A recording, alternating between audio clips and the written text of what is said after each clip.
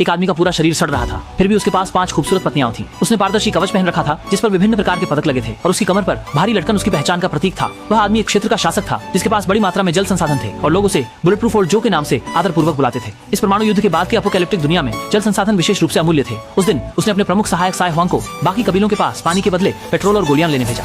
Sai Huang पानी से भरे एक ट्रक को लेकर रेगिस्तान में चला रहा था। सामने पेट्रोल टाउन था, लेकिन अचानक से उसने दिशा बदल दी और ये सब कुछ नश्वर जो के बेटे की नजर में आ गया। नश्वर जो ने दूरबीन से देखा और तुरंत चिंतित हो गया। वह घबराकर अपनी पत्नियों को ढूंढने गया, लेकिन उसने देखा कि उसकी सारी खूबसूरत पत्नियां गायब थीं। केवल उसकी बड़ी पत्नी और उसके बंदूक की नोक पर इस दुनिया में स्वस्थ महिलाएं विभिन्न कबीले के सत्ताधारियों के लिए वंश बढ़ाने का एक महत्वपूर्ण साधन है। गुस्साए बूढ़े जो ने आदेश दिया कि पूरी सेना हमला करे। उनके युद्ध लड़ाके जो परमाणु विकिरण से प्रभावित थे सभी अल्बिनिज्म से पीड़ित हो गए थे। वे उग्र और युद्ध प्रिय थे। सभी युद्ध में मारे गए और वीरगति को प्राप्त हुए। महल में और गौरव के साथ लौटते समय ब्लड ट्रांसफ्यूजन करा रहा छोटा वाइट इस अवसर को चूकना नहीं चाहता था, इसलिए उसने अपने बोरन का खून मैक्स के साथ युद्ध वाहन के सामने बांध दिया। नश्वर नहीं होने वाले जो का युद्ध वाहन बेहद शक्तिशाली था। विशाल संशोधित स्पीकर प्रत्येक युद्ध लड़के को बेचैन कर देते थे। छोटे सफेद ने ईलिंग हॉल में प्रवेश करने के लिए एक पांव से एक्सेलरेटर दबाकर सबसे आगे चला गया। इस समय साई हुआंग भारी ट्रक चलाते हुए गिद्ध जनजाति में पहुंचा। अग्रणी युद्ध वाहन जाल में गिरकर नष्ट हो गया, लेकिन साई हुआंग ने तेजी से दिशा बदलकर खुद को बचा लिया। हे समय गिद्ध कबीले की 2 शाही युद्ध वाहन पीछा करने लगी।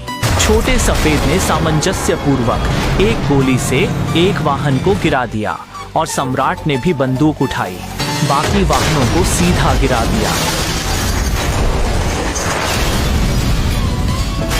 उसी समय अमर जो कि सेना भी पीछे से आ गई। सबसे आगे छोटे लड़के ने पहले तो एक गोली चलाई, दूसरी गोली फेंकने ही वाला था कि दुर्भाग्य से तीर लग गया। जब वह दम तोड़ रहा था उसने अपने मुंह पर पानी डाला और फिर 2 लंबे भाले लेकर दुश्मन की ओर कूद गया। दोनों का अंत हो गया। इस समय गिद्ध कबीले ने अधिक शक्तिशाली युद्ध गाड़ी भेजी जिसने सीधे अग्रिम वाहन को टक्कर मार दी। छोटे सफेद पूरी तैयारी से बारी बारी से हमला करते हैं। अंततः गिद्धों के कबीले की युद्ध गाड़ी को पलट देते हैं और इस समय एक और बड़ा खतरा सामने आया है। आगे ऊंचाई में पहुंचने वाली तूफान का क्षेत्र था। युद्ध के लड़के ने तुरंत अपनी बंदूक से निशाना साध लिया ताकि रेस सम्राट को रोकने के लिए मजबूर किया जा सके, लेकिन रेस सम्राट ने अपने भारी ट्रक का फायदा उठाते हुए 2 युद्ध वाहन को टक्कर मारी और मास्क पहनकर तूफान के क्षेत्र की ओर बढ़ गया, जबकि लिटिल व्हाइट भी पीछे नहीं हटा और उसके पीछे पीछे चला गया। तूफान के क्षेत्र में काले बादल छाए हुए थे और चारों तरफ पीली रेत उड़ रही थी।